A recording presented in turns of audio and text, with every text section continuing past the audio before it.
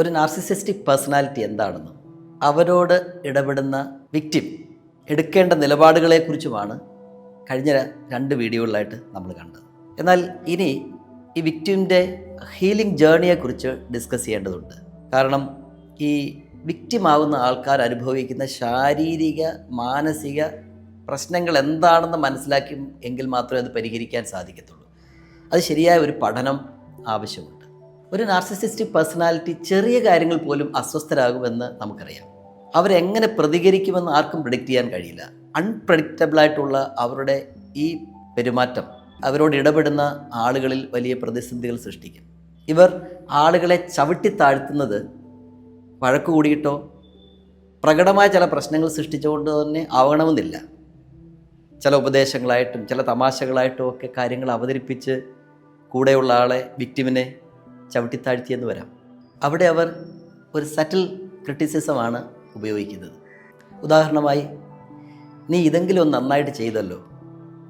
ഈ നന്നായി ചെയ്തല്ലോ എന്നുള്ളതിനല്ല അവിടെ പ്രസക്തി വരുന്നത്. ഇതെങ്കിലും, അതായത് ഇതിനേക്കാൾ നന്നായിട്ട് മറ്റൊരു കാര്യം നിനക്ക് ചെയ്യാൻ കഴിയില്ല, അല്ലെങ്കിൽ ഇതൊക്കെ നിനക്ക് ചെയ്യാൻ കഴിയുള്ളൂ എന്നതാണ് അതുകൊണ്ട് ഉദ്ദേശിക്കുന്നത്. ഈ വലിയ എന്തെങ്കിലും കാര്യം വരുമ്പോഴത്തേക്ക് നീ അത് ചെയ്യാൻ ശ്രമിക്കരുത്, അത് മറ്റാരെങ്കിലും ഏൽപ്പിക്കൂ.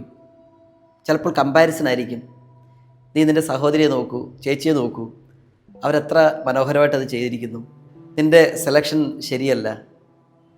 ഇങ്ങനെ സെലക്റ്റൊക്കെ ചെയ്യേണ്ടി വരുമ്പോൾ മറ്റാരെങ്കിലും ഉപദേശം നീ തേടൂ. ഇങ്ങനെ പറഞ്ഞ് പറഞ്ഞ് പറഞ്ഞ് അവരിലൊരു സെൽഫ് ഡൗട്ട് ഉണ്ടാക്കിയെടുക്കും. ഓരോ കാര്യം വരുമ്പോഴും തന്നെക്കൊണ്ട് അതിന് കഴിയില്ല.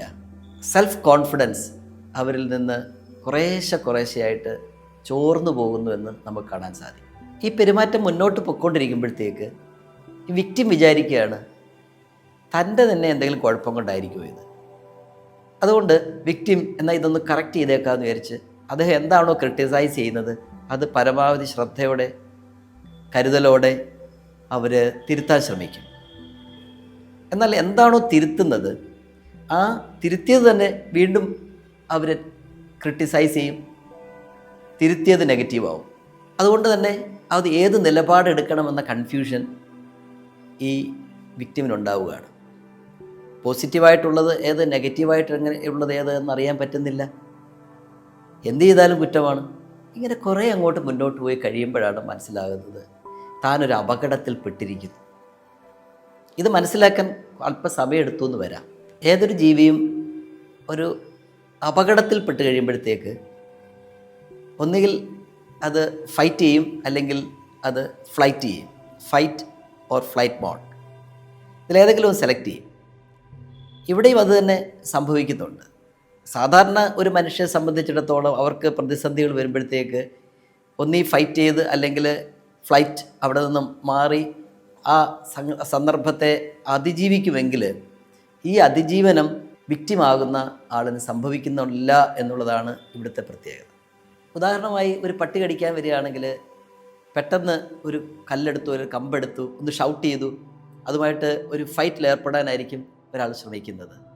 അത് കഴിയുന്നില്ല എന്ന സാഹചര്യമാണെങ്കിൽ അവിടെ ഒന്ന് ഓടി രക്ഷപ്പെടാൻ ശ്രമിക്കും. ഇത് നമുക്കറിയാവുന്ന കാര്യമാണ്.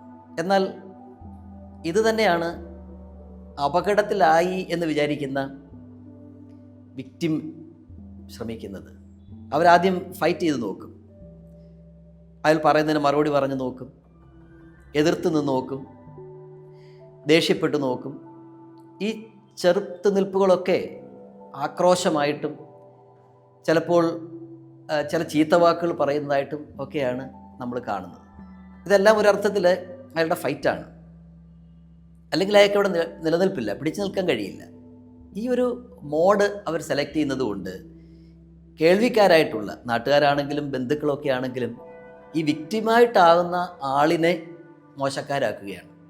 യഥാർത്ഥത്തിൽ അവരെടുത്തിരിക്കുന്ന ഒരു ഫൈറ്റ് മോഡാണത്.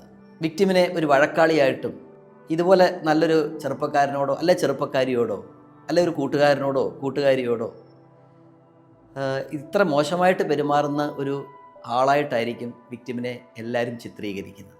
എന്നാൽ മനഃശാസ്ത്രപരമായി നമ്മൾ നോക്കുമ്പോഴത്തേക്ക് അടിച്ചമർത്തപ്പെട്ട ഒരാളുടെ രക്ഷപ്പെടാനുള്ള ഒരു പ്രതികരണമായിട്ട് വേണം നമ്മളതിനെ കാണാൻ. രണ്ടാമത്തെ ഫ്ലൈറ്റ് മോഡിലേക്ക് വരികയാണെങ്കിൽ ഒരു പ്രശ്നവും ഉണ്ടാക്കാതെ ഇദ്ദേഹവുമായിട്ട് ഉള്ള ബന്ധം നിലനിർത്തിക്കൊണ്ടുപോകാൻ വേണ്ടി എത്ര അറ്റം വരെ പോകാനും തയ്യാറായിട്ടുള്ള ഒരാളായിട്ടാണ് നമ്മൾ കാണുന്നത്. ഫ്ലൈറ്റ് മോഡിൽ വരുമ്പോഴത്തേക്ക് നല്ല അനുസരണശീലമുള്ള ഒരാളായിട്ട് ഒരു പ്രതികരണവുമില്ലാതെ എന്തു പറഞ്ഞാലും ചെയ്യുന്നത്, ഒരു അനലറ്റിക്കായിട്ട് ഒന്നും തന്നെ ഇല്ലാത്ത ഇത്തരത്തിൽ മുന്നോട്ട് പോകാനായിരിക്കും ചില ആളുകൾ ശ്രമിക്കുന്നത്. കുറേ കഴിയുമ്പോഴത്തേക്ക് ഈ നാർസിസിസ്റ്റിക് പേഴ്സണാലിറ്റിയുടെ ഒരു കളിപ്പാവയായിട്ട് ഈ വിക്ടിം മാറുകയാണ്.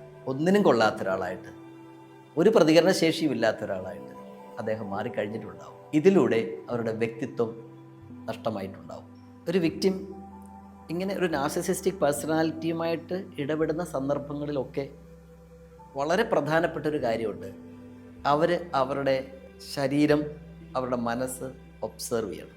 അവിടെ ഉണ്ടാകുന്ന ലക്ഷണങ്ങളെല്ലാം ശ്രദ്ധിക്കേണ്ടതുണ്ട്. ഉദാഹരണത്തിന് വിട്ടുമാറാത്ത തലവേദന, ചില ആൾക്കാർക്ക് ചെറിയ തൊണ്ടയടപ്പ്, ചിലർക്ക് നെഞ്ചത്തെന്തോ ഭാരം ഇരിക്കുന്നത് പോലെ, വേറെ ചില ആൾക്കാർക്ക് ബ്ലോട്ടഡ് ഫീലിംഗ് അല്ലെങ്കിൽ ദഹനക്കുറവ് വരിക, വേറെ ചില ആൾക്കാർക്ക് കൂടെ യൂറിനേറ്റ് ചെയ്യണമെന്ന് തോന്നുക, ടോയ്ലറ്റിൽ പോകണമെന്ന് തോന്നുക, ഈ അടിവയറിൻ്റെ ഭാഗത്തൊക്കെ വലിയ ഞെരുക്കം അനുഭവപ്പെടുക, ചില ആൾക്കാർക്ക് വസ്ത്രങ്ങൾ മുറുക്കി ഉടുക്കാൻ പ്രയാസമുള്ള ആൾക്കാരുണ്ട്. ഇങ്ങനെ ഏതൊക്കെ തരത്തിലാണ് ഒരാൾക്ക് ശാരീരികമായി ബുദ്ധിമുട്ടുകൾ ഉണ്ടാകുന്നത് എന്ന് ഒന്ന് അറിഞ്ഞിരിക്കേണ്ടതാണ്. ഇതുപോലെ തന്നെയാണ് മാനസികമായ അവസ്ഥയിലും അവർക്ക് അസ്വസ്ഥതയും ക്ഷീണവും മരവിപ്പും ഒക്കെ ഉണ്ടാകുന്നത് സാധാരണമാണ്. ഈ ഫൈറ്റും ഫ്ലൈറ്റും കൂടാതെ മറ്റൊരു മോഡ് കൂടെ ഉണ്ട്. അത് ഫ്രീസാണ്.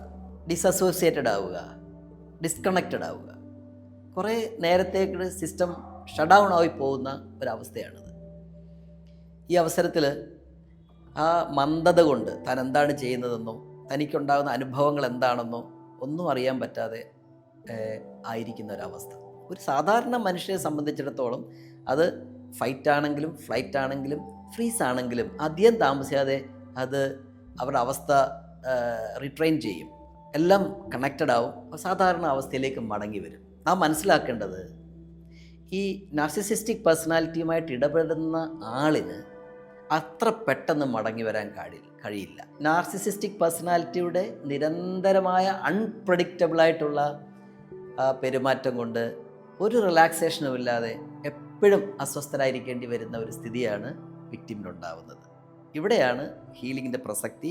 ഞാൻ എടുത്തു പറയട്ടെ, ഈ വിക്ടിം അവരുടെ ശരീരം ഒബ്സർവ് ചെയ്യണം. അവരനുഭവിക്കുന്ന ശാരീരികവും മാനസികവുമായ പ്രതിസന്ധികൾ, പ്രശ്നങ്ങൾ, വിഷമങ്ങൾ, രോഗാവസ്ഥകൾ, ലക്ഷണങ്ങൾ, ഇതെല്ലാം അവർ തിരിച്ചറിയുക എന്നുള്ളത് ഹീലിങ്ങിന് വളരെ പ്രധാനപ്പെട്ടതാണ്.